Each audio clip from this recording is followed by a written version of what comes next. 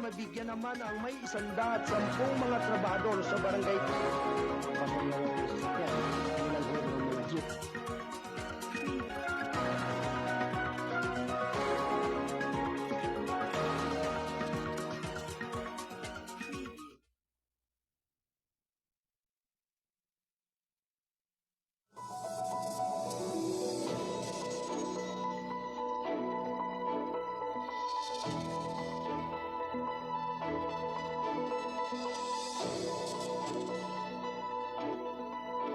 Gabay at patnubay. Palatuntunan nagbibigay inspirasyon, tatalakay sa iba-ibang pangyayari sa loob at labas ng ating bansa.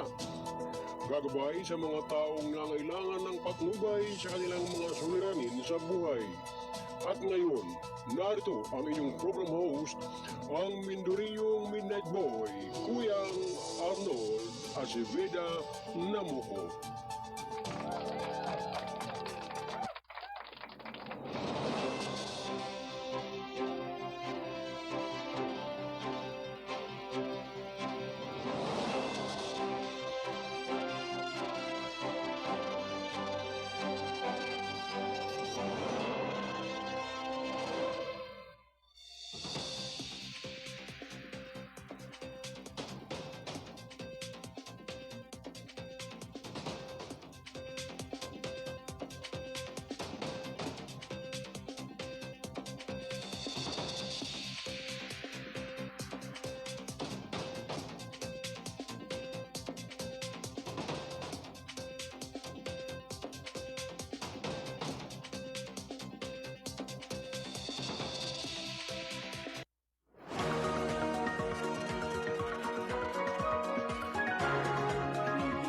Habang mabigyan naman ang may 110 mga trabahador sa barangay.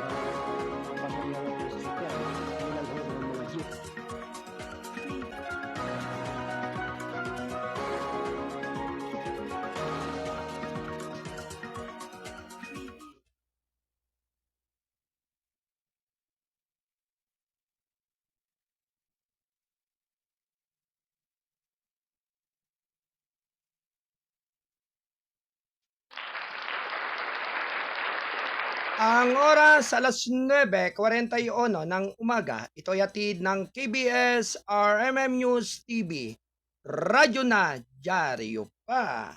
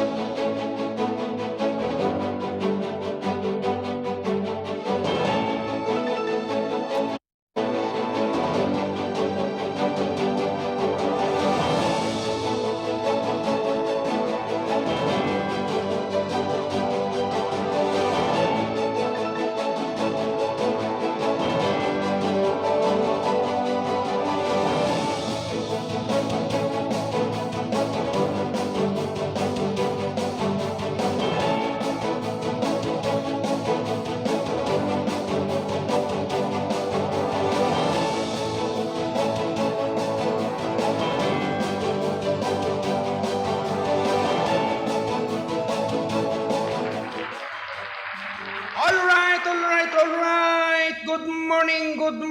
Good morning sa inyong lahat. Mga minamahal kong mga kababayan. TV mode. Luzon, Visayas at Mindanao. Kayo po ay nakikinig at nanonood dito sa KBS RMM News TV. Radyo na, dyaryo pa. Dito sa ating palatuntunang gabay at patnubay, dito sa Kasado Broadcasting Service, RMM News TV, radyo na, dyaryo pa. Dito sa hempila ng responsabling mga mamamahayag, anuman ang lahi at lingwahe mo, basta't kayo ay Pilipino, ito ang boses mo. At siyempre naman po sa pangalan ng ating station manager, publisher, Resident CEO, Kuyang Alan Valenzuela Bordeos. At siyempre naman mga kababayan, ito po yung abang lingkod ninyo, ang kuya ng lahat, ang Mindorinyong Midnight Boy, ang inyong Kuyang Arnold Aceveda Namuco.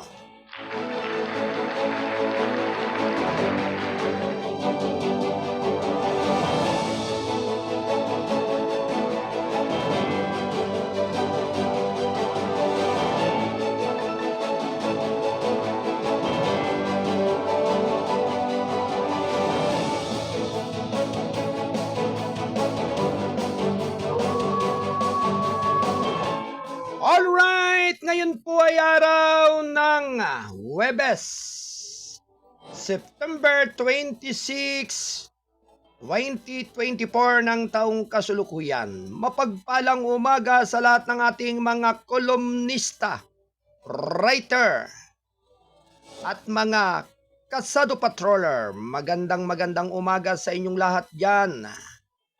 Samahan po ninyo ako sa looban ng 2 oras ng ating pagtatanghal dito sa ating palatuntunang gabay at patnubay. At syempre sa lahat po ng ating mga correspondent sa iba't ibang dako ng ating bansa, partikular na rin po sa iba't ibang dako ng mundo.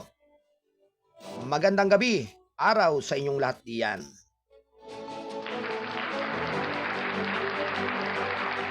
At syempre magandang umaga sa mga taga Viva KPP San Benito. Yan, dyan sa lugar ng Mimaropa. Sa lugar ng Calabarzon. Magandang umaga sa mga taga Mindoro. Dyan sa Calapan City. Sa samahan ng KPP, Divine Healing. Sa pangunguna ni Brother Robin Pamilara. Brother Gerald Gasik. Brother Celso Cueto. Brother Fernan Pasha. Likewise, ganun din kay Brother Mick Acebeda at kay Sister Ana Lisa Minguela Gasik. At syempre, ganun din po sa ating mga taga-lugar ng Barangay Bangkatan, PPP, Divine Healing.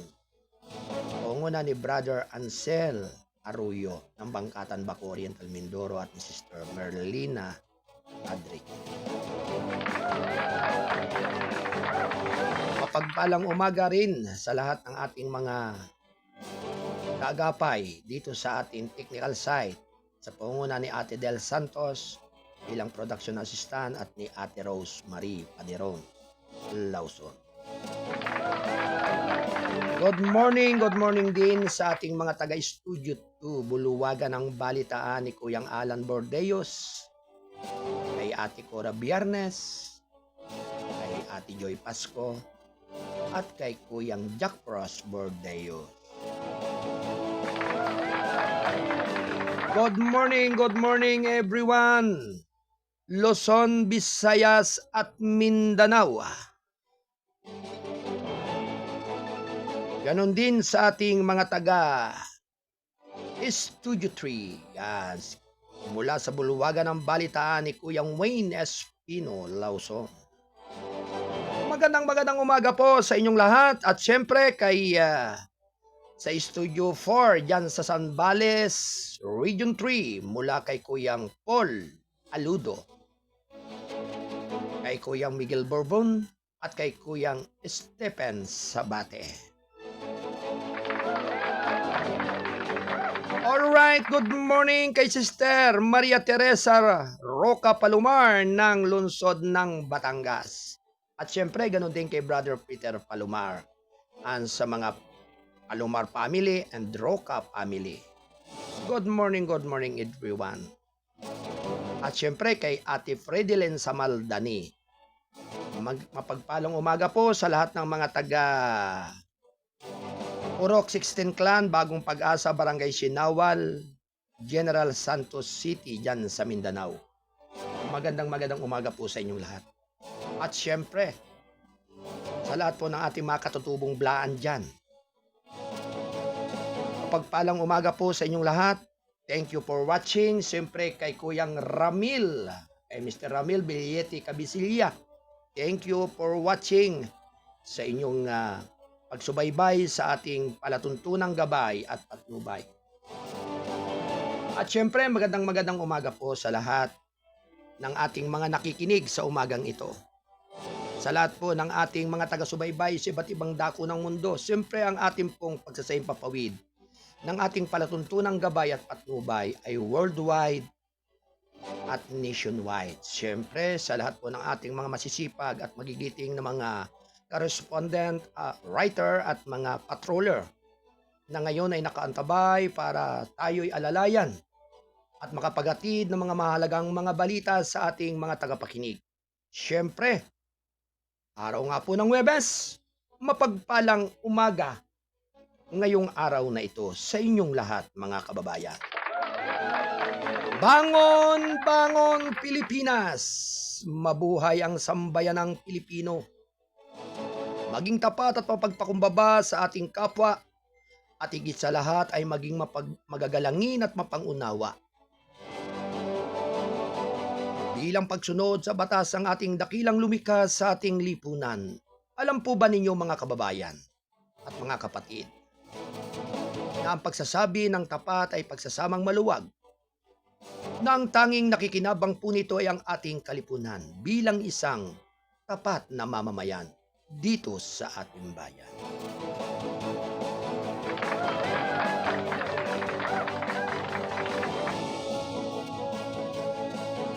Good morning kay Risa Uray. Magandang umaga po sa inyong lahat from Ate Risa Uray.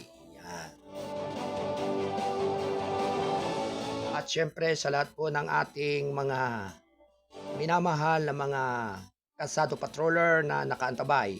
Syempre mula kay Double L. Good morning po ang Corman Host Gabay at Patubay, Kuya Arnold Namuko. I'm watching now. Maraming salamat. Standby Kasado Patrol 25 mula dyan sa lugar at area ng lalawigan ng Cavite. At syempre sa lahat ng ating mga kababayan, Luzon, Visayas at Mindanao. Bagamat may mga panakanakang tensyon o panakanakang pangyayari sa loob at labas ng ating bansa, ang mahalaga po ay matibay ang inyong pananalig sa Diyos. At ikalawa ay pagtitiwala sa batas ng ating pamahalaan.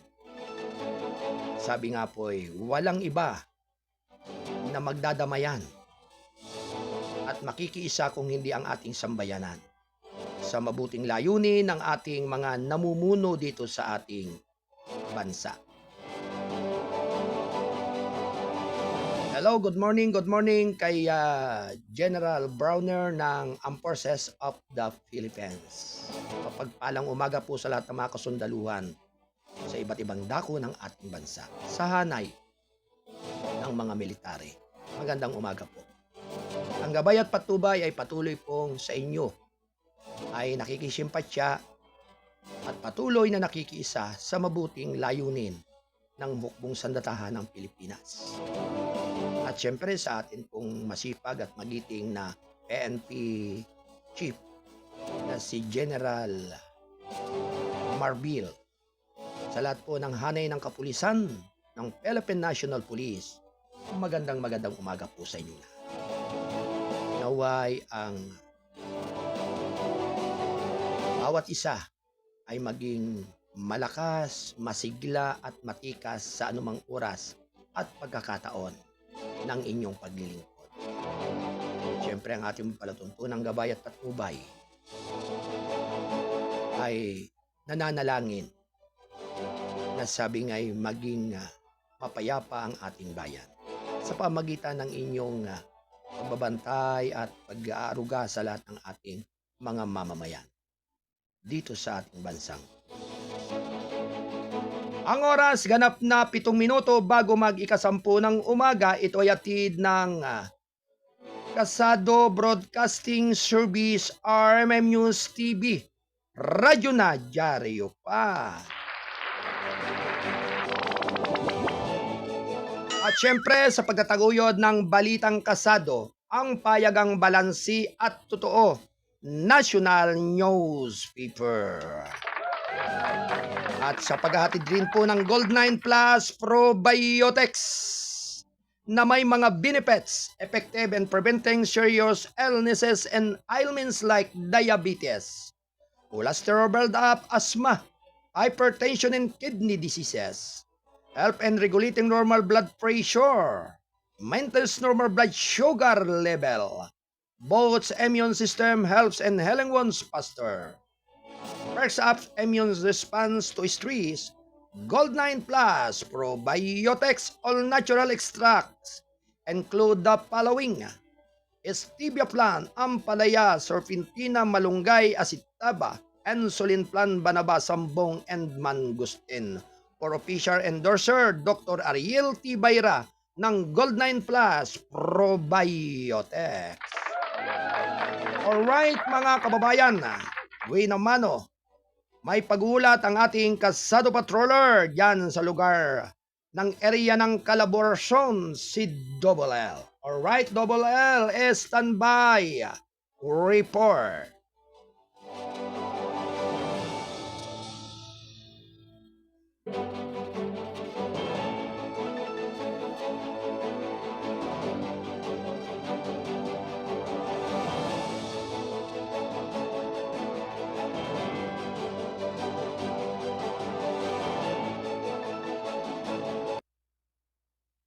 Kasado Patrol Report.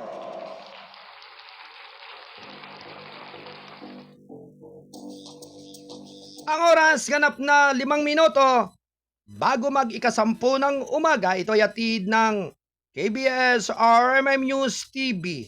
Radyo na dyaryo pa. Ito ay sa pagtataguyod ng balitang kasado.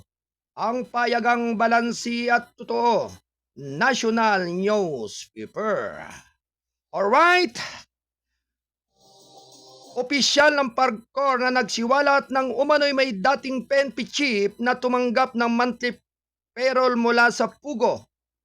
Sisingilin ng isang senador, abangan ang buong detalye sa ating Kasado Patrol 25 mula kay Double L. Alright, Kuya Lando, good morning! Yes, good morning. Maraming salamat sa iyo, Kuya Arnold. At maraming salamat din sa ating taga-subaybay ng KBS RMM News TV. Radyo na, dyaryo pa. Samantala, Kuya Arnold, tama ka. Ito nga yung nagsiwalat, Kuya Arnold, na isang opisyal ng PAGCOR na may umano'y PNP chief o dating PNP chief na tumatanggap ng monthly payroll mula sa Pugo, Kuya Arnold. Ito ay sisigilin ng isang senador. Pakinggan natin nga, Kuya Arnold. Ito ang balita. Sisingilin ni Senador Ronald Bato de la Rosa sa susunod na pagdinig ng Senate Committee on Women's and Children's si PAGCOR sa Senior Vice President for Security, si retired General Raul Villanueva, na pangalanan ang sinabi niyang dating hipe ng pambansang pulisya na nasa likod umano ng monthly payroll mula sa illegal operasyon ng Philippine Offshore Gaming Operation o POGO ni dismiss Bamban Tarlac Mayor Alice Goo. Ayon kay Senadora de la Rosa, sa isang pulong balitaan, dapat na klaruhin ang tinutukoy na dating PNP chief na nasa payulan ni Goo. Ayon pa sa Senador, huwag na lamang anya basta maglabas ng impormasyon na wala namang ebidensya.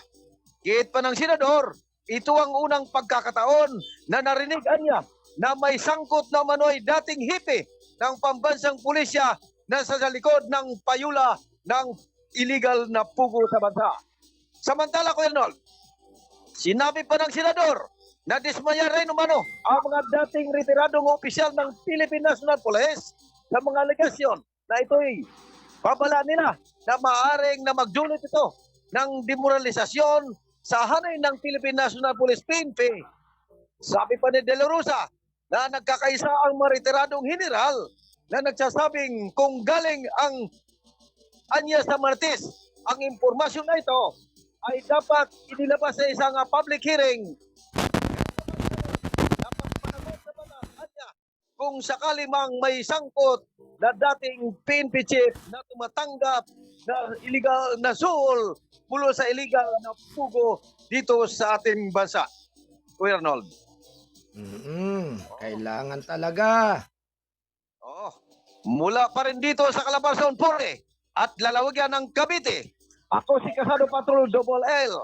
Kuya Landuluto, nag-uulat para sa Kabay Patnubay ng KBS RMM Network News, Radyo na TV pa.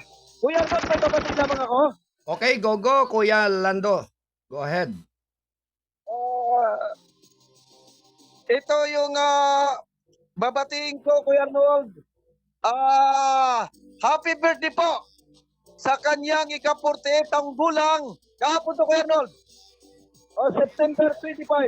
Belated happy birthday po, Ma'am Lynn Morales Pilinya, ang advisor po ng Grade 2 matulungin section ng Sapang 1 Elementary School.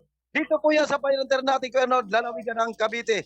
At shoutout din sa SRPT or President na si Ate Jean Marie Dinsing. At siyempre, sa aming punong guro, ang principal to, Ma'am Mercado. At papapatiin ko rin, Kuya Arnold, ang isang magagandang dilag dito sa Angel Burger dito sa Sapang 1 Ternate, kanto ng Bantilan, na si Michelle Mujica at Britney Barcelona. Ito yung mga gandang dilag, Kuya Arnold, sa burger stand dito sa Sapang. Balik sa iyo muna, Kuya Arnold. Maraming salamat. Alright, maraming salamat sa pag-uulat ng ating Kasado Patrol 25 mula pa rin dyan sa lalawigan ng Cavite. Kuyang Lando Luto. Thank you, Kuya Lando. Samantala ang oras ay ganap na alas 10 punto ng umaga. Ito'y atid ng Kasado Broadcasting Service RMM News TV. Radyo na dyaryo pa. Ito ay kasapi ng The United Multimedia International Press Corps.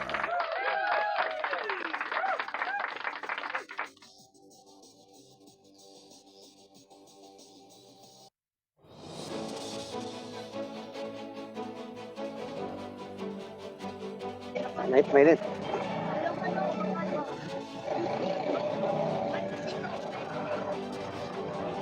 Alright mga kababayan, may pagulat ang ating Kasado Patrol 40 mula pa rin dyan sa area ng Quezon City.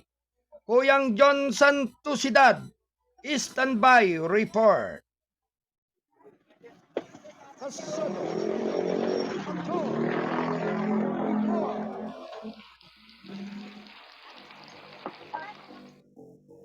Alright, tanggapin natin ang pagulat ni Kuyang John Santusidad. Ito ay may kinalaman ng listado ng dalawang lalaki sa ikinasang bypass operation kagabi dyan sa Quezon City. Ang detalye ay magmumula kay Kuyang John Santusidad. Alright, Kuyang John. Sige, iputok mo na yan. Yes, good morning. Kasama po yung Arnold, ganun station manager, Alan Burgos. Arestado ang dalawang lalaki na kinasang bypass operation kagabi sa Barangay Batasan, Quezon City. Nakilala ang mga suspek sina alias Bunjing, 30 anyos, at alias Calvo, 42 anyos. Na-recover ng mga operatiba mula sa dalawang suspek. 3 pirasong plastic sachet na hinalang sabo, isang cellphone at isang coin purse at 200 pesos bilang bypass money. Ang mga suspect naharap sa kasong paglabag Section 5 at Section 11, Article 2 at RA 9165. Nangyari ang nasabing bypass operation kagabi sa kabaan ng IBP Road, Batasan Hills, Quezon City. Sa ngayon nakapit na sa Station 6, Batasan, Quezon City ang mga suspect. Mula rito sa Quezon City, ako si John Sapsad, Patrol 40, nagulat gabay at patlumay ng TV sa Rim News. Diyan yun na, may TV pa. Balik sa iyo, Arnold. Alright, maraming salamat sa pagulat ng ating Kasado Patrol 40 mula pa rin sa Quezon City. Thank you, Kuyang John. Ang oras ganap na alas 10:03 ng umaga. Ito ay hatid ng KBS RMM News TV. Radyo na dyaryo pa. Ito ay kasapi ng The United Multimedia International Press Corps. Samantala, good morning sa ating station manager. Yan. At syempre, sa lahat po ng ating mga nakikinig sa umagang ito. Yan. At binabati po natin ang mga masisipag po nating mga opisyalis ng Jores Homeowners Association sa pangunguna po ni Kuyang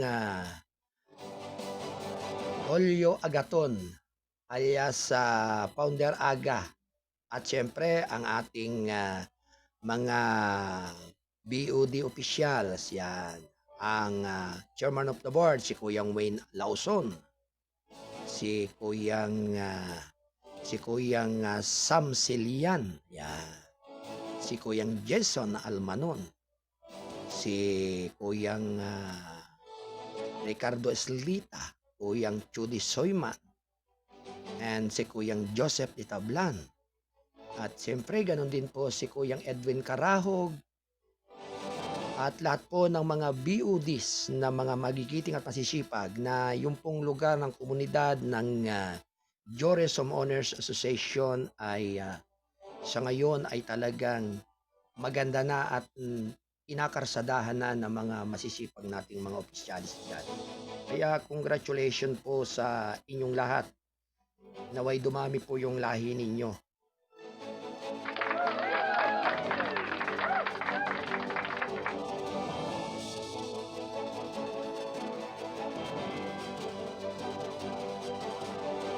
Ang oras, ganap na alas 10:05 ng umaga. Ito yatid ng TBS or MM News TV. Radyo na, dyaryo pa. At syempre sa pagtataguyod ng Gold9 Plus Probiotics na may mga ikangay benefits na stevia plant, ampalaya, serpentina, malunggay, asitaba, insulin plant, banaba, sambong, and mangustin. Ito po yung mga sangkap mabuti sa kalusugan ng isang nagsisenior citizens lalo na.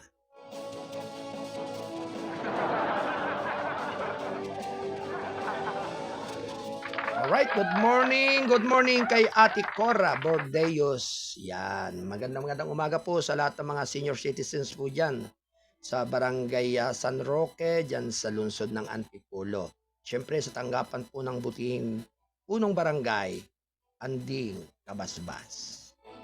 Anyway, may pag-uulat ang ating Kasado Patrol 49 mula dyan sa lugar ng National Capital Region. Alright, Kuyang Joseph Elias Bontogon, standby to report. Kasado Patrol Report. Tanggapin natin ang pag-uulat ng ating Kasado Patrol 49 mula dyan sa National Capital Region. Kuyang Joseph Elias Bontogon. Alright, Kuyang Joseph. Good morning! Morning po, Kuya Arnold. At sa ating station manager na si Kuya Alan Mabilios at sa ating mga tagapakinig. Ito po ang aking balita. Napatupad ng balasahan sa hanay ng mga ilang matataas na opisyal ng Philippine National Police kasama sa nabigyan ng bagong appointment si Police Regional Office 11 Chief Police Brigadier General Nicolas Torre III na itinalaga ni PNP Chief Police General Romel Francisco Marbil bilang promoted na bagong VP ng Criminal Investigation and Detection Group o CIDG na pinalitan si Police Major General Leo Francisco na inilipat din bilang Director ng Civil Security Group o CSD na nasa Camp Rami. Ito ay kabilang sa PNP Class 93 ang nanguna sa puspusang operasyon na paghahanap at pagtugis kay Pastor Apollo Carion Kibuloy sa loob ng Kingdom of Jesus Christ compound sa Davao City na nagresulta sa pagsuko ng leader ng reliyosong organisasyon kasama ang 4 na kapwa akusado nito.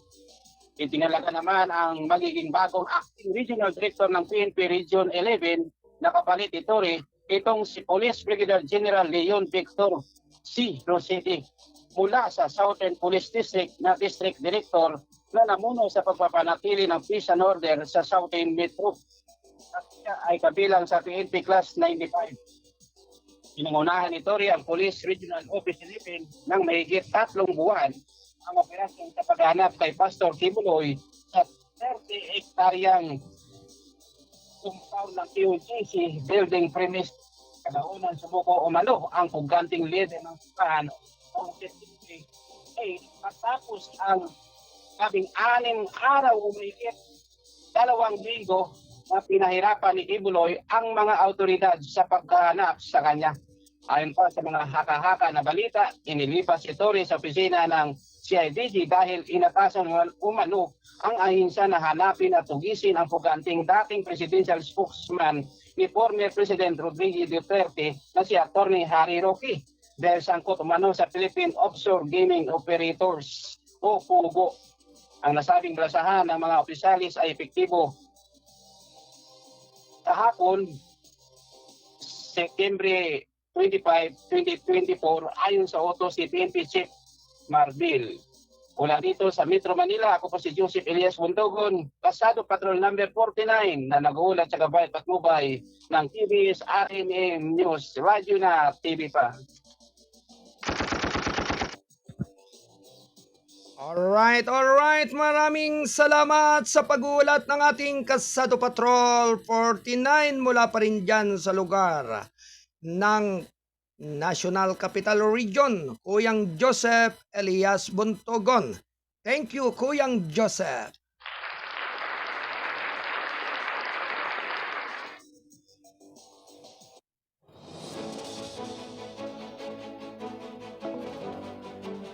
Ang oras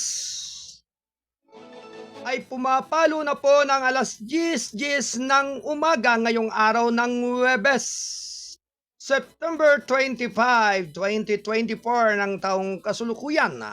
Tuloy-tuloy na po ang ating pagsasayang papawid, ang ating balitaan.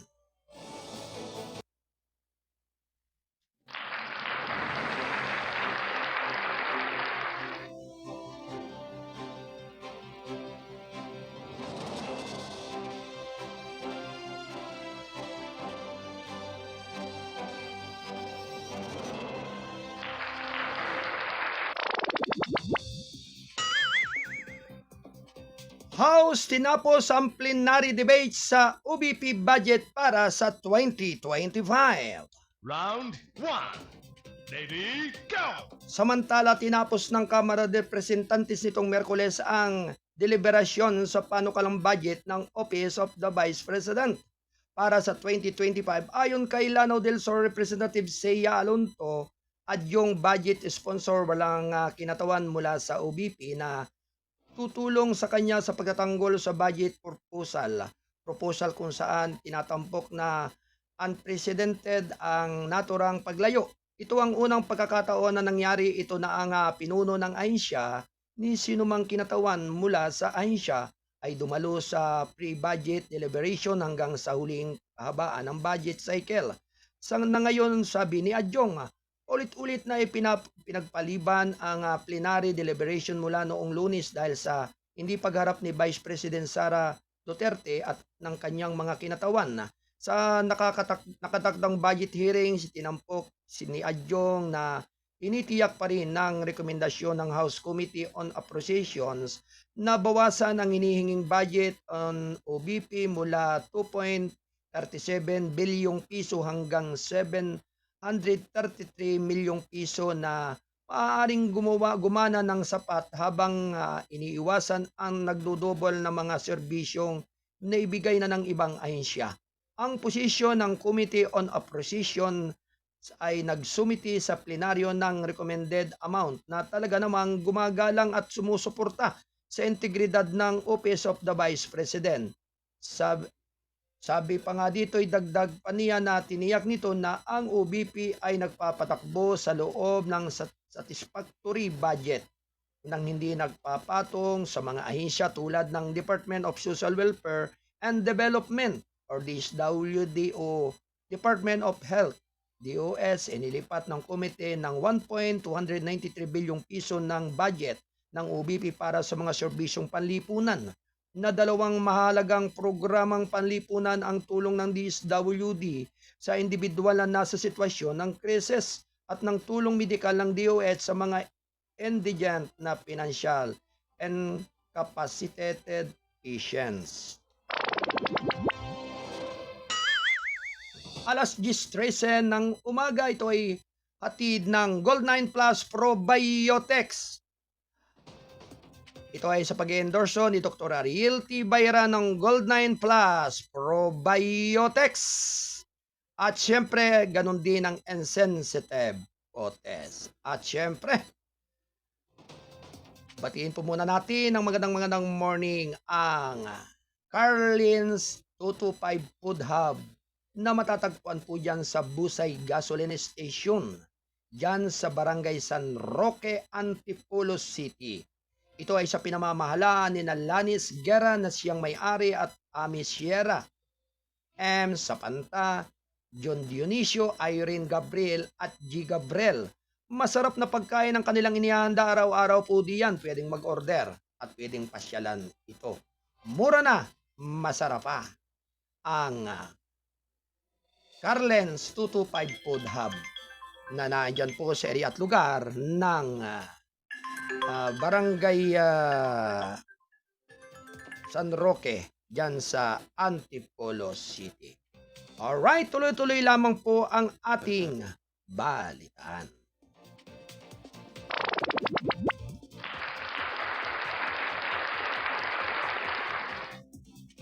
Samantala, Comelec nagtakda ng raffle date para malaman ang order of listing ng party list.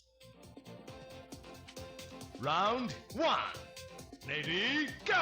Samantala, nakatakda na ang raffle ng Commission on Election para sa mga party list organization para malaman ang order of listing sa official ballot na October 18 para sa 2025 national and local election. Ang raffle ay isinagawa sa ganap na ikasyam ng umaga, October 18, 2024 o sa anumang susunod na pitsa na itinakda ng Commission Chairman's Hall Group Floor, Palacio del Gobernador Building, Intramuros, Manila. At sabay-sabay na ipinalabas na sa pamagitan ng official na streaming platform na ginagamit ng Education and Information Department, pahayag ng Commission and Bank sa Comelec Resolution 11068 na ipinahayag nitong Merkules. Pinapayagan ang mga umiira at bagong rehistradong party list group, organisasyon o koalisyon na lumahok sa raffle ayon sa Comelec. Ang paglalagay ng bawat grupo ay magtutukoy sa pamagitan ng electronic raffle na sa pangungunahan ng Clerk of Court Commission. Bago ang raffle, sinabi ng full body na ang lahat ng kagamitan, peripheral software at mga bahagi na gagamitin para sa pagsasagawa ng automated raffle na maayos na silyong hanggat masasakasan ay dapat i-exhibit sa harap ng mga party list group, organisasyon o coalition na dadalo. Matapos ang software o application ay randomize ang listahan ng lahat ng mga karapat-dapat na grupo, organisasyon o koalisyon ng partido. Ang opisyal na mamamahala sa software ay dapat mag-print ng listahan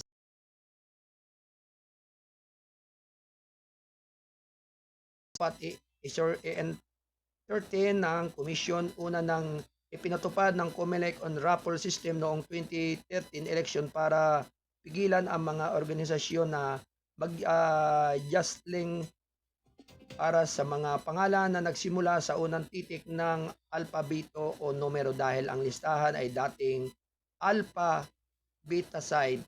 Samantala, official na ipinaklama ng Comelec itong Merkules ang Akbayan Citizen Party List bilang panalo sa 2022 Party List Poll sa Certificate of Proclamation na inilabas ng National Board of Canvassers. Ipinayag si Akbayan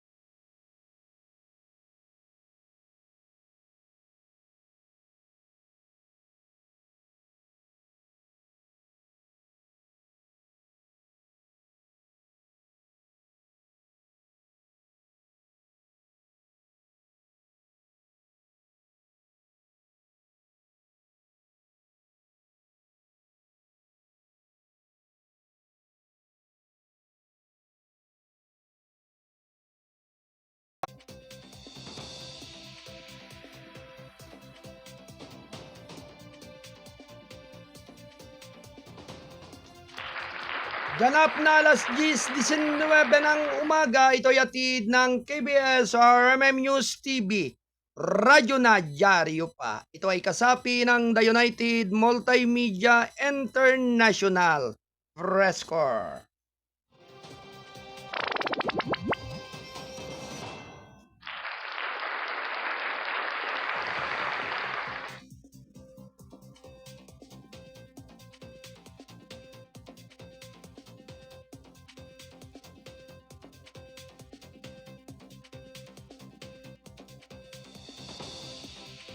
Samantala, mga migranteng Pilipino sa kasal patuloy na tumataas ayon sa CFO. Round 1. Ready, go!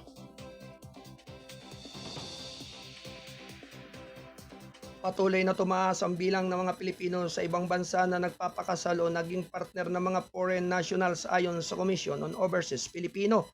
Nitong Miyerkules habang mataas ang data mula to 2007, ang bilang ay makabuluhang bumaba noong 2020 dahil sa coronavirus disease 2019 pandemic, sinabi ni CFO Secretary Leo Arugay sa isang pahayag nitong Miyerkules.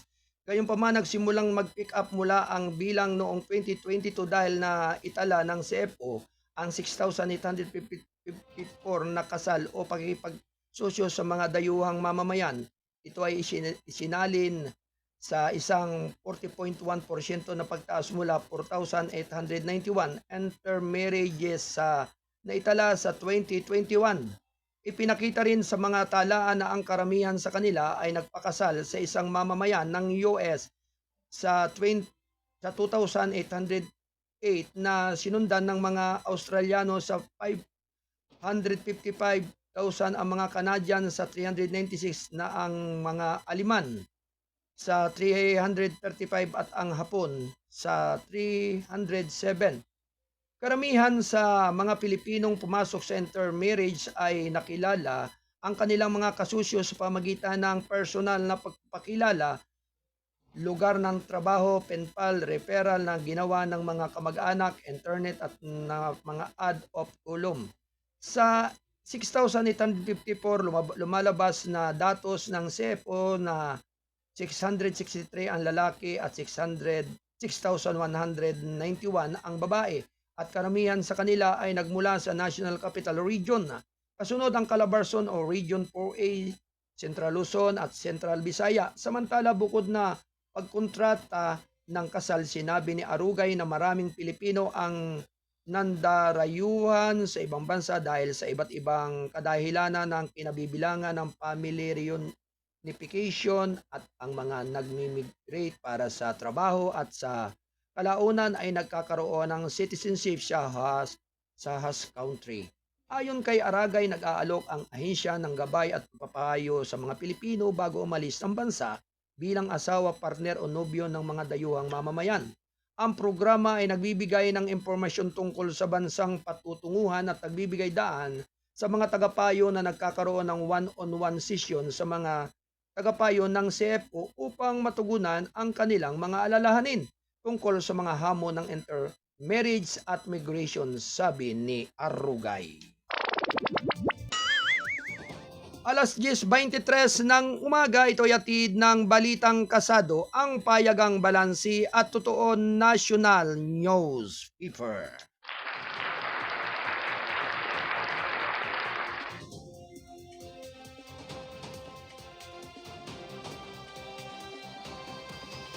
Samantala, for peace grantees kailangang sumunod sa medical school rules para makatanggap ng CAS.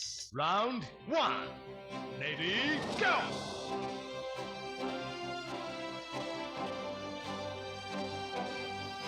Pinalalahanan ng Department of Social Welfare and Development, DSWD, nitong Miyerkules ang mga benepisyaryo ng Pantawid Pamilyang Pilipino Program or for peace na patuloy na sumunod sa mga kondisyon sa kanilang oath of commitment na patuloy na tatanggap ng cash grants mula sa gobyerno.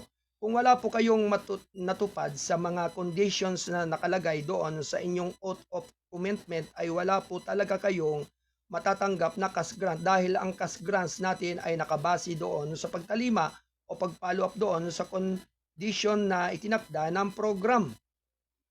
Ayon pa rin sa 4P Social Marketing Division Chief Marie Grace Ponce sa ikatlong episode ng 4P's Fast Break na ipinalabas sa Facebook page ng DSWD.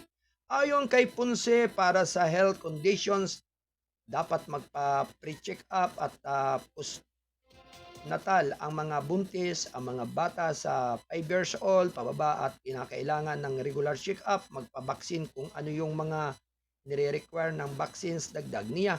Aniya, ang check-up procedures para sa mga buntis at bata ay batay sa umiiral na protocol ng Department of Health. Kasama na rin po diyan yung deworming ng mga bata na may edad 14 pababa, aniya para sa edukasyon at mga batang 3 to 18 taong gulang at dapat na nakatala sa paaralan at daycare o preschool, elementary at high school na mga bata ay dapat magkaroon ng 85% na rate ng pagdalo sa klase sa isang taon ng paaralan. Ayon kay Ponce, isa sa mga natatanging kondisyon ng purpose ay ang pagdalo ng mga parents, beneficiary sa family development session.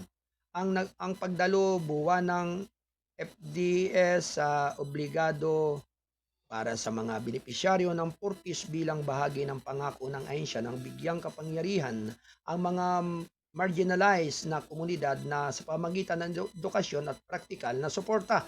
Dagdag niya, ilunsad naman noong 2008 at institutionalized na sa pamagitan ng Republic Act 11310 noong 2019, ang purpose ay ang National Poverty Reduction Strategy at Human Capital Investment Program na nagbibigay ng conditional cash transfer sa mga mahihirap na sambahayan sa loob ng maximum na panahon ng 7 taon upang mapabuti ang kalusugan, nutrition at edukasyon ng kanilang mga anak. Ang bawat benepisyaryo ng sambahayan ay tumatanggap ng 750 pesos bawat buwan para sa kalusugan, 300 pesos bawat bata sa elementarya, 500 pesos bawat bata sa junior high school, at 700 pesos bawat bata sa senior high school para sa edukasyon na may maximum na 3 anak. Bawat sambahayan sa loob ng 10 buwan sa isang taon ng pag-aaral at buwan ng rice subsidy na 600 pesos para sa mga aktibo at compliant households. Ang cash grant ay kinukompute ayon sa pagsunod sa nasabing kondisyon at inilalabas tuwing 2 buwan din ni Ponce. Alas 10:27 ng umaga, ito'y hatid ng Balitang Kasado, ang payagang balansi at totoo, National Newspaper. At siyempre dito sa ating palatuntunang gabay at patnubay. Westbound portion ng Magsaysay Boulevard magsasara ng 4 na buwan. Round 1. Ready, go! Bagyang isasara ang westbound portion ng road ng Magsaysay Boulevard, Manila sa loob ng 4 na buwan para sa drainage construction activities simula ngayong linggo. Ayon sa Department of Public Works and Highways nitong Miyerkules sa isang social media post, sinabi ng DPWS at North Manila District Engineering Office na magsisimula ang mga gawain sa September 27 at inaasahang matatapos sa January 26, 2025. Ang mga gawaing rehabilitasyon sa kahabaan ng westbound lane ay sasakop sa 214 linear meters mula sa Purisa Street at sa tatawid sa eastbound 34.70 linear meter ang haba na nangangailangan ng partial road closure na pinakalabas ng lane, sabi ng DPWH. Pinapayuhan ang mga motorista na gumamit ng posibleng alternatibong ruta upang maiwasan ang pagbagal ng trapiko sa mga apektadong lugar.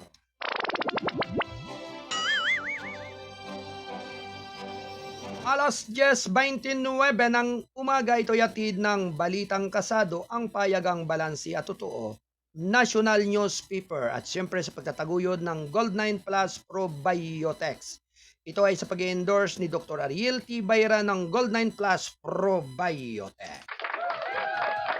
Samantala, DOJ naglabas ng agarang deportasyon para kay Tuniyang. Round 1. Ready, go! Sinabi ni Justice Secretary Jose Remulla Miyerkules sa isasampa na ng gobyerno ang posibleng kasong kriminal laban sa negosyanteng si Tuniyang sa halip na agad itong ipa-deport. Sa panayam ng mga reporter, sinabi ni Remulla na pinag-aaralan ng National Bureau of Investigation or NBI ang preliminary charges ng classification of illegal use of alias laban kay Yang na ang tunay na pangalan ay Yang Xianxin. Ang pinaka-convenient talaga deport drop ang lahat ng kaso, pero ano nga ba ang masusolusyonan nito? Wala itong masusolusyonan. Kailangan talaga malaman natin hanggang saan yan, saka paparusahan talaga, sabi niya. It has to go with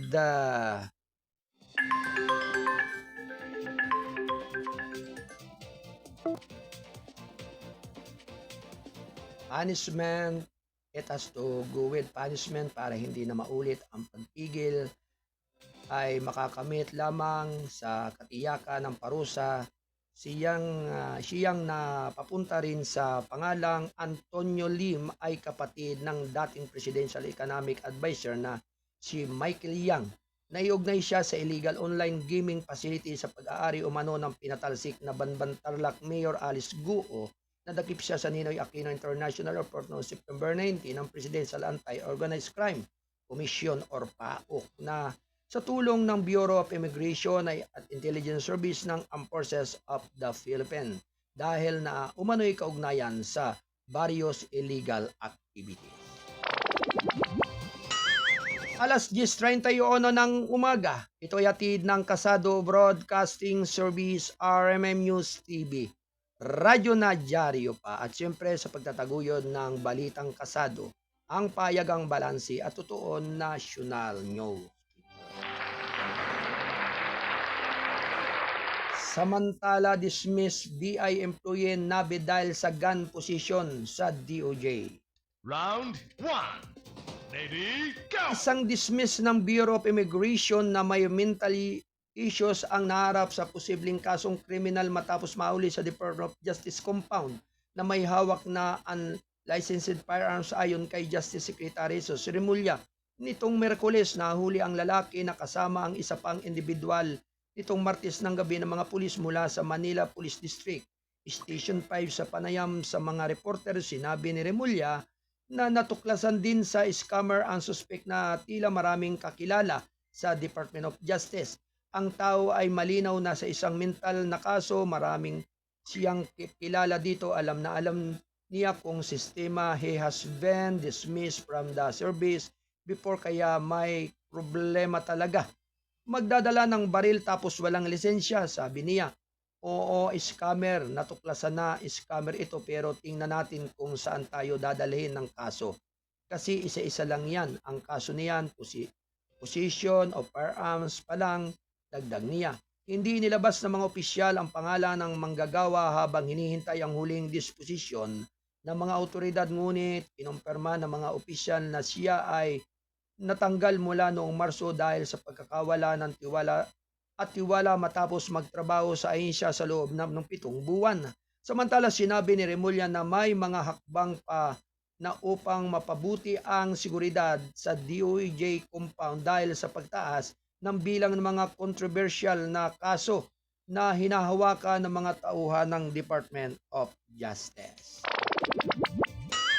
Alas 10:33 ng umaga, ito ay hatid ng KBS RMM News TV. Radyo na dyaryo pa. Samantala, NFA tiniyak ang magandang rice buffer stock mas mataas na presyo ng pagbili sa mga magsasaka. Round 1. Ready, go! Tiniyak nitong Miyerkules ng National Food Authority ang magandang national rice buffer stock at mas mataas na presyo ng pagbili upang mapangalagaan ang kapakanan ng mga lokal na magsasaka. Sa bansa, sa isang ambus interview, sinabi ni NFA Administrator Larry Lacson na maaaring umabot na ngayon ng hanggang 4.7 o halos 5 araw ang rice buffer stock. As of September 18, 2024, ang stocks natin nationwide kung ko-convert mo ito sa bigas, nasa 3.1 million bags or around 157,000 metric tons, sabi niya.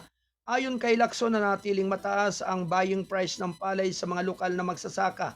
Kumpara sa mga antas na inaalok ng ilang traders, mayroon din kaming mga monitor na monitor ganyang prices, 16,000 pesos o 17 pesos per kilo bandang Region 3. Kami naman, ang presyo naman namin sa NFA is 21 pesos to 23 pesos yung press versus the 16 to 17 pesos ng mga traders, dagdag niya. Para naman sa malinis na tulong palay, nauna na ang nagtakda ang NFA ng buying price ng 23 pesos kilograms hanggang 30 pesos kilogram ayon kay Lacson. Ang pricing strategy ng NFA ay nakakatulong sa pagprotekta sa mga magsasaka mula sa mga traders na maaaring magsamantala sa kanila. Dahil maganda ang presyo namin, napipressure din si trader sa iangat ang kaunti para makakuha naman siya kasi iyon ang negosyo nila, sabi niya. Gayunpaman, nabanggit niya sa posible pa rin ang pagbili ng price adjustment depende sa pag-ugoy ng market forces. Tiniyak niya na uunahin pa rin ang kapakanan ng mga lokal na magsasaka lalo na ngayong peak harvest season. Posible talagang bumaba iyan pero hindi iyon ibababa ng NFA sa bababa sa alam natin.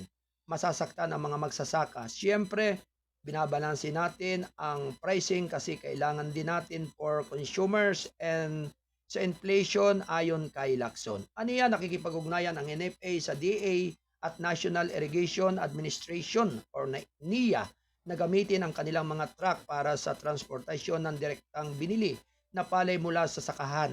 Para sa drying at milling facilities, binanggit niya ang pakikipagtulungan sa mga local government units sa buong bansa. Alas 10:36 ng umaga, ito'y hatid ng Balitang Kasado, ang payagang balansi at totoo. National Newspaper. Good morning kay Jeffrey Pandato Tuliao. Thank you for watching.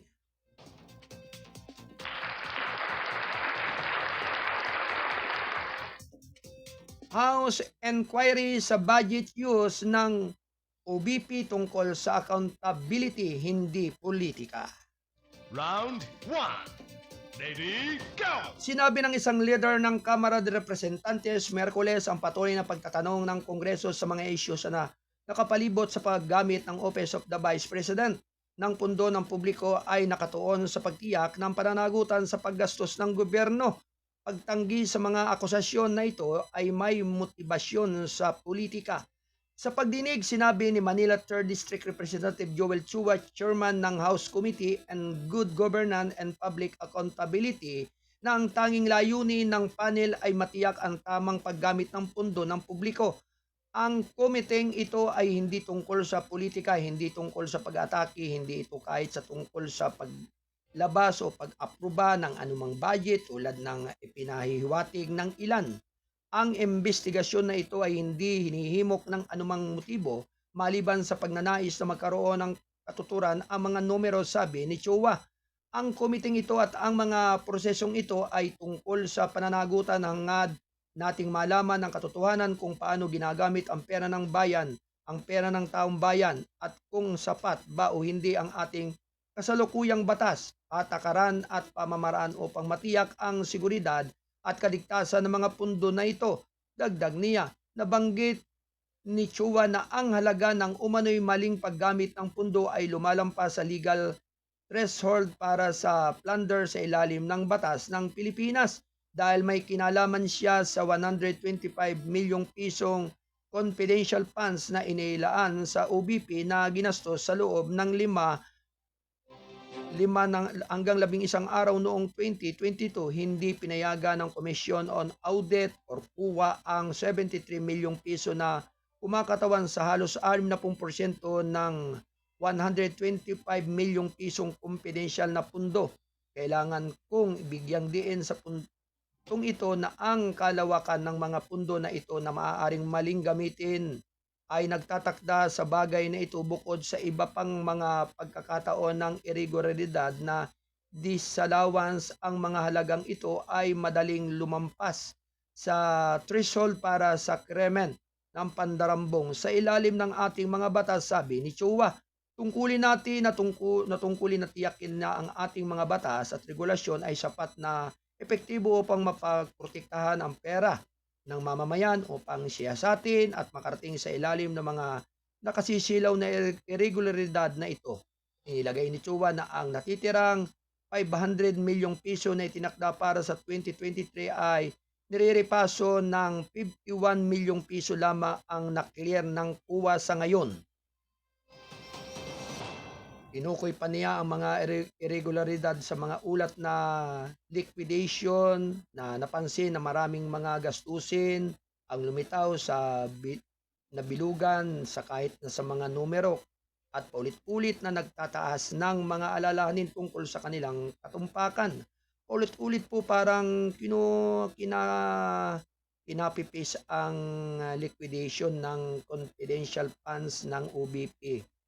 Chua said itinampok niya ang responsibilidad ng mga mambabatas sa pangangalaga na sa pira ng taxpayer, lalo na sa mga kasong kinasangkutan ng confidential fund na hindi ganong napapailalim sa masusing pagsusuri. Tungkulin nating protektahan ang pinaghihirapang pera ng ating mga kababayan, sabi ni Chua. Opisyal na tumanggi si Vice President Sara Duterte na dumalo sa pagpatuloy ng House Inquiry na binanggit ang ilang dahilan ang hindi niya pagdalo sa isang liham na may pitsang September 23. Sinabi ni Duterte na ang pagtatanong ay batay sa unsubstantial allegations mula sa privilege speech ni Manila 2nd District Representative Rolando Valeriano. Ang mga aligasyon ni Valeriano ay nagturo ng konsentrasyon ng budget ng OBP para sa 2023-2024 hanggang 2025 at National Capital Region at kinwestiyon ang pagiging lehitimo ng mga naiulat na benepisyo at strategic partnership. Nagtalo si Duterte na ang mga naturang claim ay maaaring mapatunayan sa pamagitan ng mga opisyal na ulat ng accomplishment, mga audit ng COA at mga pag-post sa iba't ibang mga platform ng social media. Kaya hindi kinakailangan ang isang formal na pagtatanong. Binigyan din niya ang kawalan ng malinaw na legislative, objective o panukalang batas nang magbibigay katuturan sa mga talakayan tungkol dito. Sa katunayan, ang paanyaya mismo ng komite ay kulang sa anumang malinaw na layunin ng legislatura upang pinag-iisipan na batas na inaasahan bilang isang kinalabasan ng mga deliberasyon, sabi niya sa sulat. Pinulat niya na ginagalang ng konstitusyon ang karapatan ng mga taong humarap sa naturang mga katanungan in aid of legislation na hindi maaaring pilitin ng Kamara ang mga tao na nakikibahagi sa proseso ng pambatasan. Samantala, sinabi naman ni Duterte na hindi dapat pag-usapan sa Kamara ang mga isyong nakabinbin na sa Korte Suprema dahil lalabag ito sa panuntunan sa sub judice na nagbabawal sa mga komento at pagsisiwala tungkol sa judicial proceedings. Ang pagsasalita o pagkomento sa bagay ay maaaring direkta o hindi direktang hadlang o ibaba ang pangangasiwa ng katarungan. Ang OBP ay naghahain ng kanilang mga komento bilang tugon sa iba't ibang petisyon na inihain ng Korte Suprema, sabi niya. Samantala, naglabas naman na ng show cause order ang House Committee on Good Governance and Public Accountability sa 5 opisyal ng OBP dahil sa paglakdaw sa congressional inquiry sa paggamit ng pundo ng publiko. Ang mga opisyal ng OBP ay sina Undersecretary Chief of Staff Sulaika Lopez, Assistant Secretary at Assistant Chief of Staff Limuel Ortuño. Rosalyn Sanchez, Director ng Administrative and Financial Services Special Disbursing Officer Sina Acosta at Chief Accountant Julieta Vilad del Rey. Dapat bang hindi magbigay ng kasiyasiyang paliwanag ang mga opisyal na ito ng OBP o kung sa tingin ng committee ay hindi sapat sa kanilang tugon, haharap sila sa contempt order na posibleng humantong sa kanilang pag-aresto sa pagpipigil, sabi ni Panel Chairman Manila 3rd District Representative Joel Chua.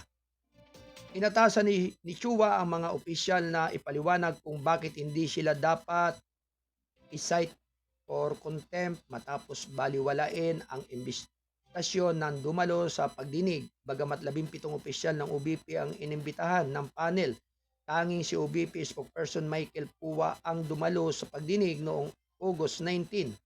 Gayunban sinabi ni Puwa na hindi siya pinahintulutan ni Duterte na magsalita sa ngalan ng OBP. Ayon pa rin sa committee, secretariat, ilang inimbitahang opisyal ng OBP ang nakita bago magsimula ang pagdinig, ngunit nawala ito sa sandaling magsisimula na ang paglilitis. Alas 10:45 ng umaga, ito ay hatid ng Kasado Broadcasting Service, RMM News TV. Radyo na dyaryo pa. Ito ay sa pagtataguyod ng Gold9 Plus Probiotic. Official endorser, Dr. Ariel T. Bayra ng Gold9 Plus Probiotic at ng Insensitive Hotel. US nagbigay ng emergency relief supplies sa Nueva Ecija, Edcasay. Round 1. Ready, go! Samantala, nagbigay ng emergency relief supplies ang pamahalaan ng Estados Unidos sa isang Enhanced Defense Cooperation Agreement site sa Nueva Ecija bilang bahagi ng pagsisikap nitong mapalakas ang kahandaan sa kalamidad ng bansa ayon sa US Embassy sa Maynila nitong Miyerkules. Ang mga supply na ibinigay ng US Agency for International Development ay itinurn over ni na US Ambassador Mary Kay Carson kina Defense Secretary Gilberto Teodoro Jr. at Office of Civil Defense Administrator Undersecretary Ariel Nepomuceno sa isang seremonya sa Port Magsaysay, Nueva Ecija noong September 23. Ayon pa rin kay Carson, ang donasyon na ito ay nagpapakita kung paano pinatitibay ng mga site ng EDCA tulad ng Port Magsaysay ang humanitarian assistance at disaster preparedness efforts ng Pilipinas. Nananatiling tapat ang pamahalaang US sa pagsuporta ng Pilipinas habang itinatayo nito ang pambansa at lokal na kapasidad nito na naghahanda at tumutugon sa mga kalamidad, sabi niya. Kabilang sa mga supply na ibinigay ang mga emergency shelter, grid tarpaulin, mga tol na pag-aayos ng kanlungan at mga set ng kusina. Ayon sa embahada, ang mga ito ay maaaring suportahan ang hindi bababa sa 10,000 katao at iimbak sa budiga ng OCD sa Port Magsaysay upang mapadali ang mabilis na paghahatid ng tulong sa pagliligtas ng buhay ng pamahalaan ng Pilipinas. Pinasalamatan ni Teodoro ang gobyerno ng US na bigyang diin niya ang malalakas na alyansa ng dalawang bansa. Malakas ang alyansa ng Pilipinas at Amerika. Ang alyansang ito ay pinapakita hindi lamang sa pamagitan ng salita kundi sa pamagitan ng konkretong pagkilos ng kooperasyon, sabi niya.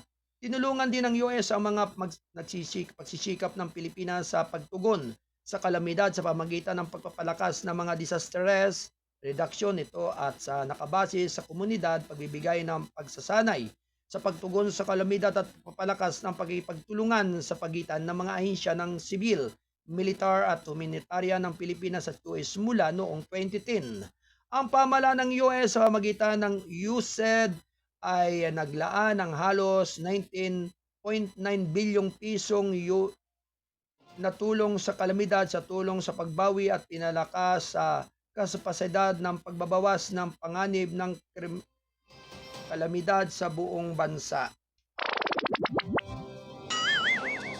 Alas 10:49 na po ng umaga, ito yatid ng Balitang Kasado.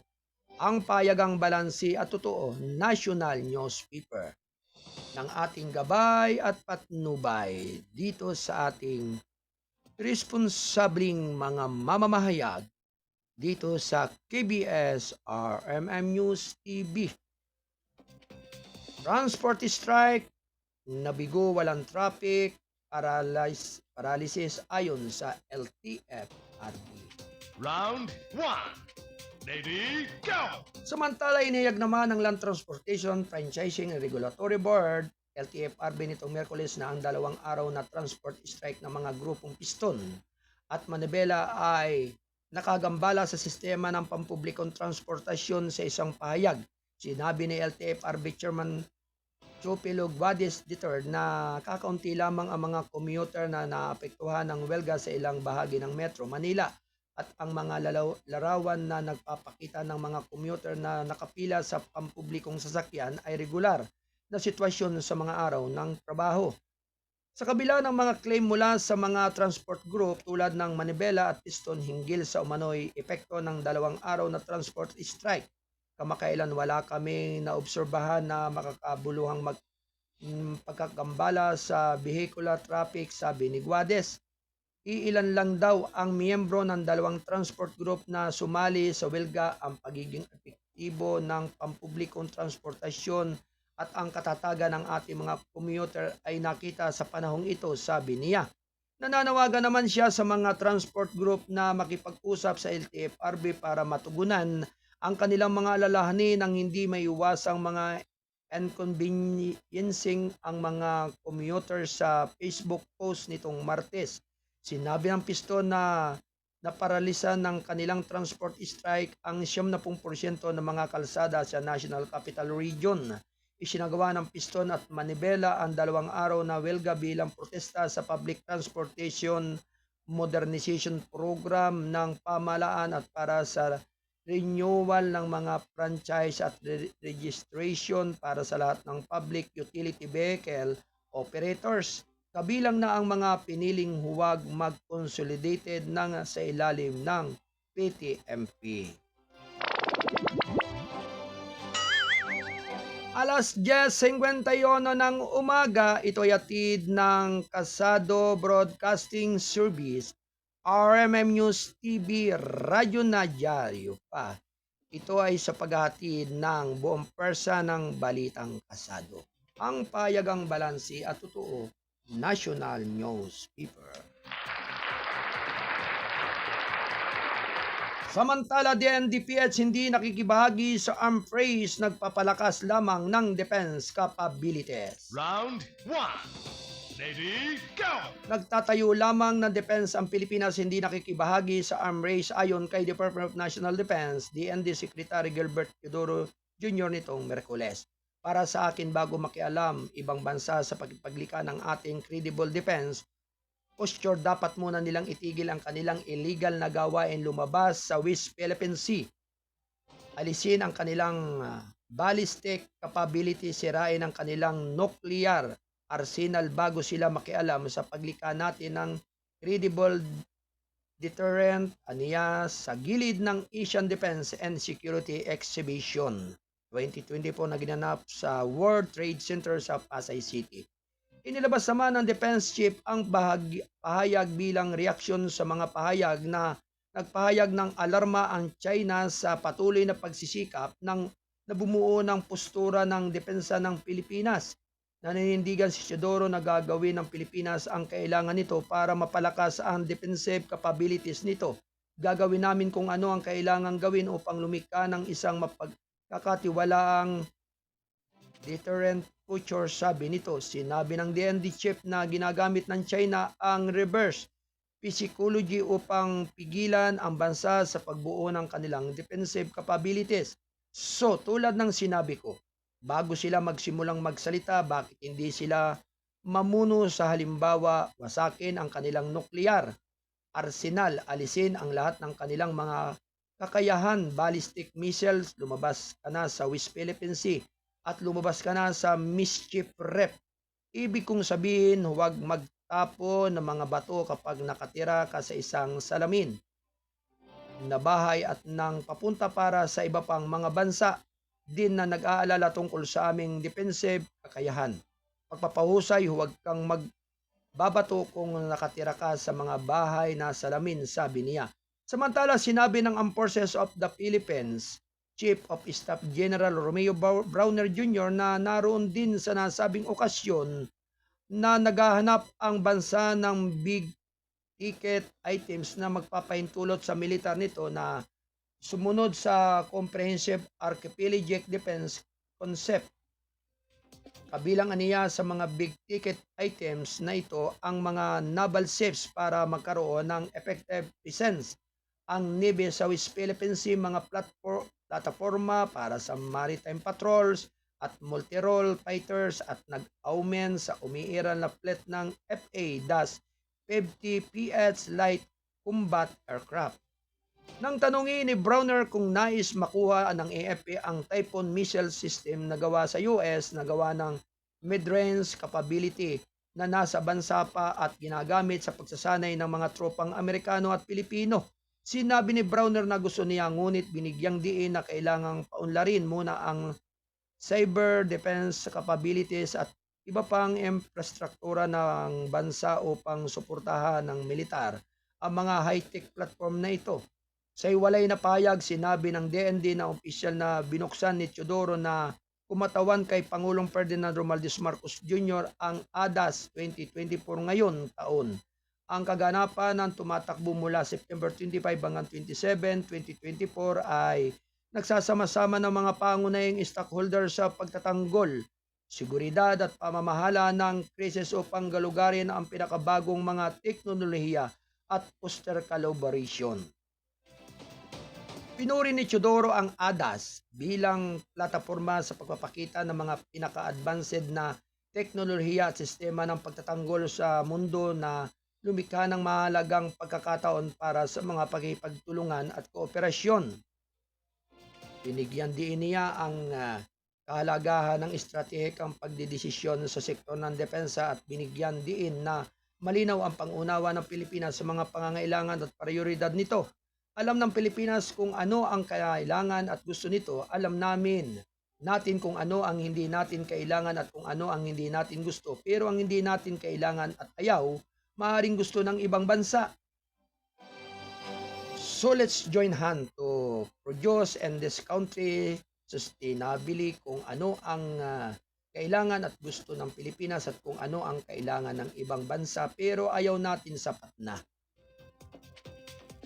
Sinabi ni Teodoro na binigyan din ng pangangailangan ng mga napapanatiling diskarte sa mga inisyatibo, pagtatanggol. Inihatid ni Teodoro ang mensahe ng punong ehekutibo na nagtatampok sa mahalagang papel ng ADAS na nagpapalakas ng seguridad hindi lamang sa Asia Pasipiko kundi sa buong mundo.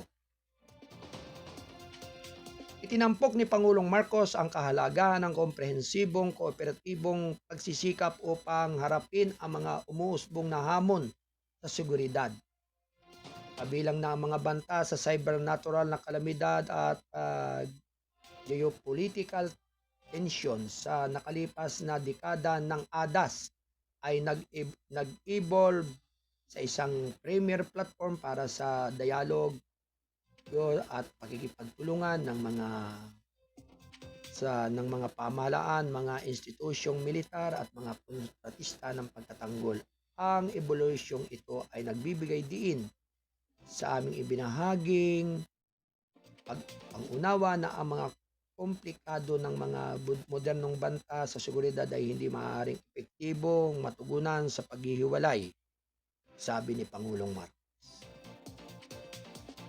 At muling pinagtibay ng Pangulo ang katapatan ng Pilipinas sa mga multilateral platform tulad ng ASEAN, kasama ang matatag na bilateral relations nito na naging critical sa pagtugon sa mga krisis at pangangalaga sa mga mamamayan. So sa Pilipinas, ang ating mga karanasan sa pagtulong sa kapwa at pagtugon sa kalamidad ay nagpakita ng malalim na epekto ng isang ibinahaging layunin sa pamamagitan ng mga multilateral na platforma tulad ng ASEAN at matatag na bilateral partnership, matagumpay nating natugunan ang mga krisis. Tinitiyak ang kaligtasan ng ating mga mamamayan, sabi ni Pangulong Marcos. Binigyan din ng Pangulo ang pangangailangan na pagkipag-ugnayan ng mga tagapagbigay ng teknolohiya upang bumuo ng tiwala sa isa't isa at palakasin ang pandaigdigang pagkikipagsosyo. Habang nakikibahagi tayo sa iba't ibang kakayahan ng mga tagapagbigay ng solusyon at teknolohiya, lumapit tayo sa exhibition ng ito bilang higit pa sa isang showcase para ng mga pagsulong. Ito ay kumakatawan sa isang natatanging pagkakataon upang magbahagi ng mga pinakamahusay na kasanayan. Pakikipagpalitan ng mga makabagong idea at bumuo ng tiwala sa isa't isa, tiwala sa mga bansa dagdag niya. Ang ADAS 2024 ay nagtatampok ng mga live demonstration, pagtatanghal ng produkto at mga pagkakataon sa networking na may mga pandaigdigang leader sa pagtatanggol sa seguridad. Ang kaganapan ay maghuhos din ng isang serye ng mga symposiums at panel discussion na nag-aalok ng mga pananaw ng eksperto sa mga uso, makabagong idea at mga diskarte ng humuhubog sa hinaharap ng pagtatanggol at pamamahala ng kalamidad sa rehiyon.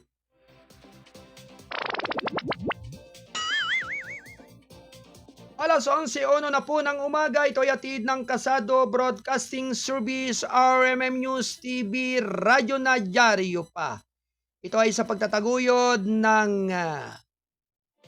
Balitang Kasado, ang payagang balansi at totoo. National Newspaper.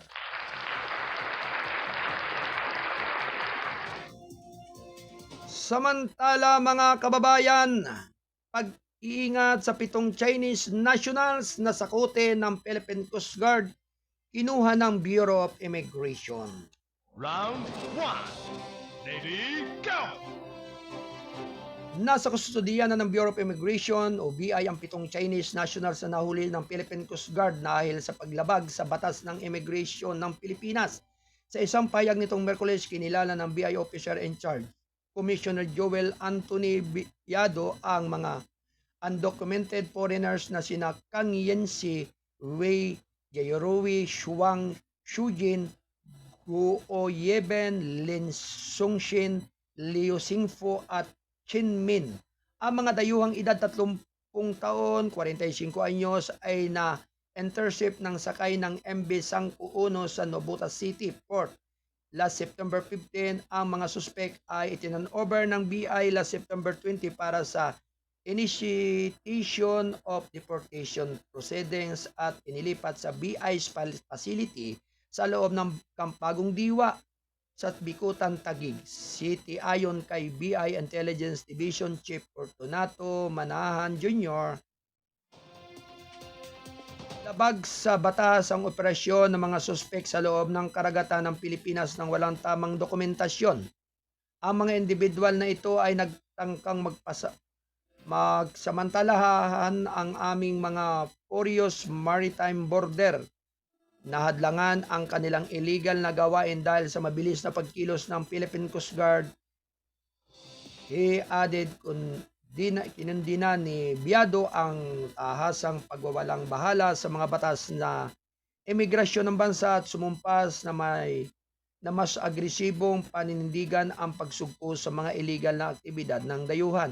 Ang operasyong ito ay nagpapadala ng isang malakas na mensahe ang Pilipinas ay hindi isang palaruan para sa mga illegal na dayuhan. Ang Bureau of Immigration kasama ang ating mga partner tulad ng Coast Guard ay patuloy sa paninindigan laban sa mga banta ng dayuhan ng ating soberanya, sabi niya. Pinupuri rin niya ang Philippine Coast Guard sa pagiging mapagbantay nito sa pagpapangalagan na hangganan ng dagat at bansa.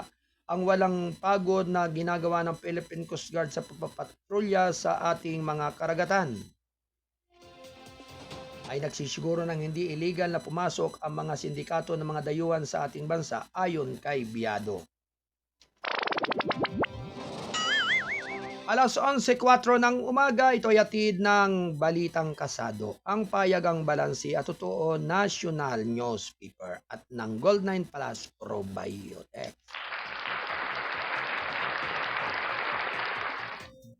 Samantala, AFP at National University ay nagkaroon ng Memorandum of Agreement Corporation. Round 1. Ready, go! Nilagdaanan ng Armed Forces of the Philippines at ng National University ang Memorandum of Agreement para sa isulong ang Development Corporation ng dalawang institusyon. Ayon pa rin kay AFP Public Affairs of Chief Colonel Cesar Trinidad, ang kasunduan ay nilagdaan ni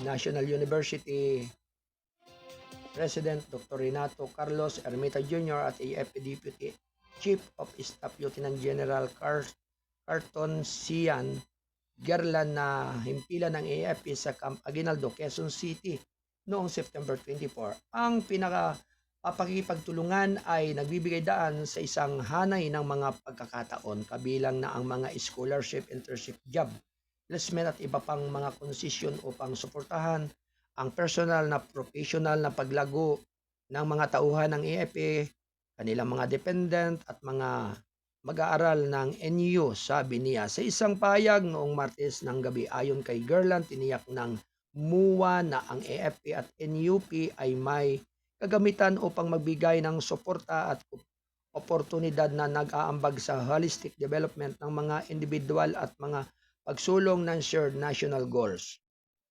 Binigyan din ng kasunduang ito ang kahalagahan ng edukasyon at tiniyak na ang patuloy na pag-aaral ng ating mga tauhan at ang edukasyon ng mga dependents ng ating mga nahulog at sugatang tauhan ay naasikaso. Maraming salamat sa National University for making this possible, sabi ni Gerland. Round 1. Yan ang mga kabuwang balita mula sa ating buluwagan ng balitaan. Mula dito sa Kasado Broadcasting Service sa himpilan ng mga responsabling mga mamamahayag. Ang KBS RMM News TV ay kasapi ng The United Multimedia International Press Corps. At syempre, ito po ay sa pagtataguyod ng ating butihing President CEO, Station Manager, Kuyang Alan Valenzuela Bordeos. Ito ay patuloy po ninyong mapapakinggan ang ating palatuntunang gabay at patnubay tuwing ganap na 8 hanggang 10 ng umaga, Lunes hanggang Biyernes. Ang pagsasahing papawid po natin ay patuloy na pumapailang lang araw-araw. Magandang umaga po kay Fernando Hota. Partner, good morning. Magandang umaga sa iyo at ganun din sa lahat ng ating mga mamamayan, sa lahat ng ating mga kababayan na sa ngayon ay nakaantabay at nakasubaybay sa ating palatuntunan. Mula po dyan sa Georgia, USA, si Pastor Attorney Gilier Valencia. Mapagpalang umaga po sa inyo diyan. At ganoon din po kay Kuyang Julio Superiors, ang ating correspondent na nasa Canada. At ganoon din kay Atelyn Gabiana ng Taiwan. Magandang umaga sa iyo dyan. Naway ang pagpapala ng ating dakilang lumikha ay laging sumaiyo. At syempre, binabati ko po ng mga pagpalang umaga ang Perlas ng Silangan Council. Ganoon din po ang mga taga-Jores Homeowners Association, ang mga taga-official active ng 2ID Press Corps. Ganoon din ang mga taga-Jungle Fighter Press Corps. Magandang umaga po. Siyempre kay Bunjub, magandang umaga rin sa iyo. At ganoon din kay Brother Pedro Patal Palomar ng Batangas.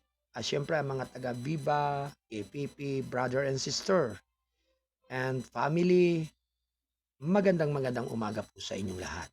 Siyempre kay Matane Gagambino, magandang umaga. Ang mga taga-DOST at D, Pag-asa, magandang umaga po sa inyong lahat. Mga grupo ng taga-Spy ng Bayan, Balita Radyo Pilipino, mga taga-Barangay Bangkoro ng Oriental Mindoro, kay Felix Beron, mga taga-Barangay Pantok and Council dyan sa Binangunan Rizal, kay Atty. Gerard Garland, kay Jeneline Laugo Santos ng Marinduque, kay Ate Maripit Topas ng Montalban Rizal, ganun din kay Konsehal Arlene Pereña ng Bayan ng Bako. Sa mga taga PRO Mimaropa, magandang umaga po sa inyong lahat. Kay Mayor Jorek Gacula ng Bayan ng Taytay Rizal at sa buong team niya, magandang umaga po. Ganun din po kay Pres Pau de la Cruz ng 2ID Press Corps, magandang umaga po. At ganun din po kay Kuyang Noel S. Alamar, yung ating partner kasamahan ng mga responsabling mga mamamahayag. Kay Tess Platilla ng Batangas, sa mga taga PIO Calabarzon, good morning po. At saka ganun din po kay Atty. Nelo Bordeos ng Las Piñas, mapagpalang umaga po. At ganun din po kay kasama kay Kuyang Rolly Garcia, yan, magandang umaga po. At saka po ang mga taga Insensitive Potes, yan, magandang umaga po sa inyong pagsubaybay, pakikinig. Ganun din kay Madel Namuco, kay Jason Almanon, kay Ate Carolina Antinero ng Binangunan Rizal. Kamusta na Ate Carol, yung iyong patuloy na nilalakad sa iyong lupain dyan sa lugar ng sakop ng Barangay San Juan, Taytay Rizal, at sakop ng Barangay San Roque ng Antipolo City. Kamusta na yung mga illegal settlers dyan sa iyong kalupaan? Nabigyan na ba ng kaaksyonan ng ating lokal na pamahalaan ng Taytay at lokal na pamahalaan ng Antipolo? Naway, ngayong mga illegal settlers dyan, yung mga sindikato dyan sa lugar na iyan, ay sana'y sila ay magbagong buhay na at matuto silang kumilala sa may-ari ng kalupaang yan. Yan po sa lugar na yan, na kung nakilala po nila sa Don Enrique Heights. Yan po ay property po ni Ate Carolina Siqueña Antenero. Yan. Alright, binabati rin po natin ang buong lahat ng mga nakikinig, ang mga taga-Kamay ni Jesus. Yan. Good morning po sa inyo, at ganoon din po kay Jen Serna ng Lungsod ng Calapan. Yan. Ang Vergara Compound Homeowners Association dyan sa Barangay Kupang, Antipolo City. Magandang umaga po. At saka po sa mga taga NCIP sa NCIP National, magandang umaga po sa inyong lahat. Ano din po kay Sister Dinya Gasik ng Lungsod ng Calapan. Magandang umaga po sa inyong panunood at sa lahat po ng ating mga kababayan na sabi nga'y nag-antabay sa ating palatuntunang gabay at patnubay.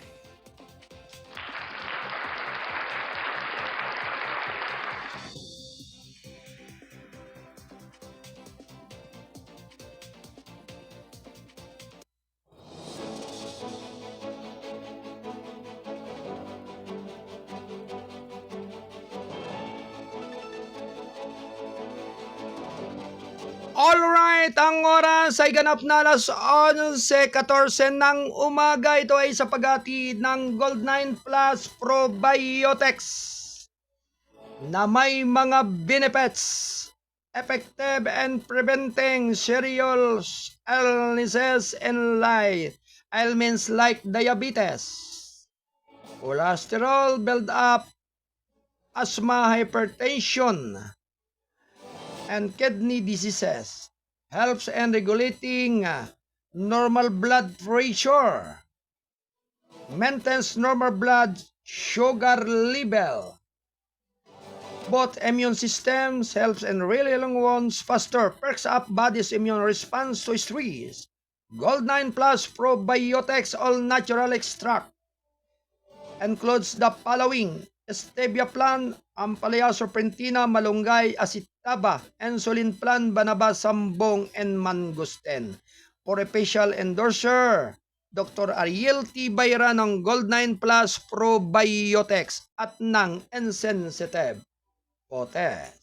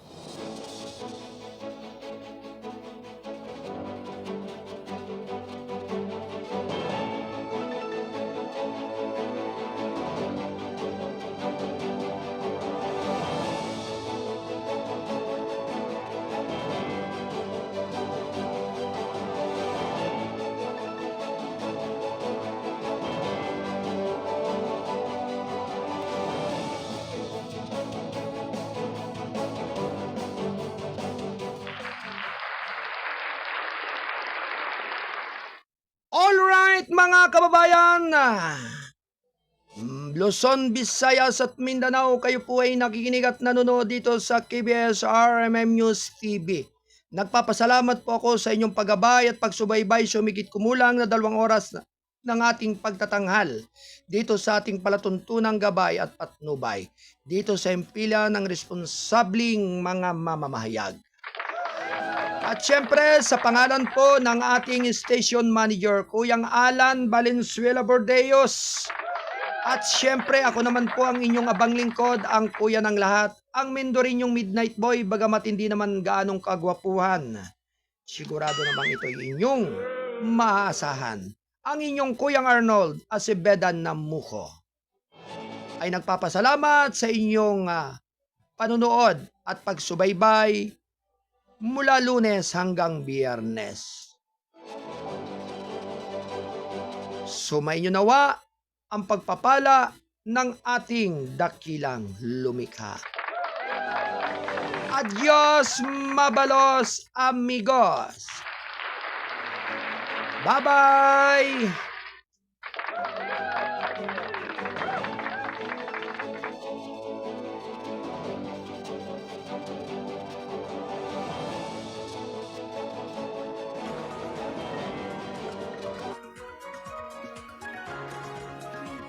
Habang mabigyan naman ang may 110 mga trabahador sa barangay.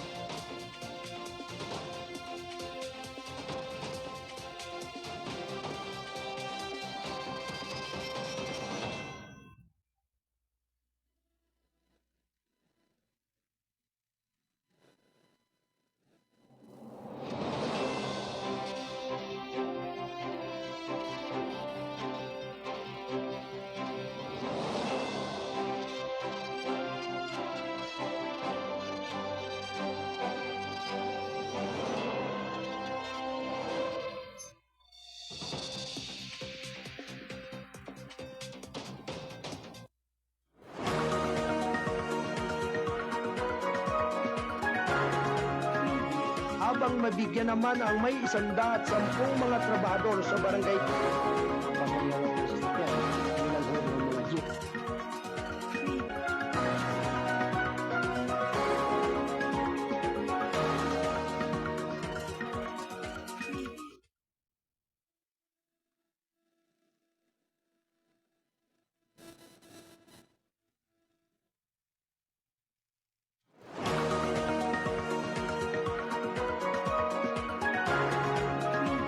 Habang mabigyan naman ang may 110 mga trabahador sa barangay.